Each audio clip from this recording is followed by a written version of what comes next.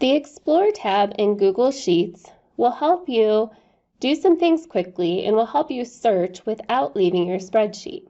Your Explore icon is in the bottom right-hand corner. If I click on the Explore icon, it'll pop up on the right-hand side. If I'm on a spreadsheet that has a lot of data, it'll give me some suggestions of things that I might want to create, like pivot tables, analyses, charts, graphs, that I could easily click on and add to my spreadsheet.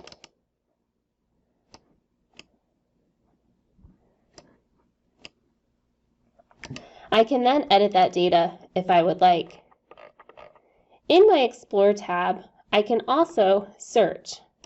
So I could ask about this data, and it could give me some results. Or I can select specific data and see what types of charts and graphs and pivot tables it might suggest for me. It also very quickly gives me some of the formulas and functions that we took a look at. I can select any of them and my data will change in the Explore tab. And I can very easily see some different charts and graphs and pivot tables that I can then just drag right onto my spreadsheet and then can edit any of those.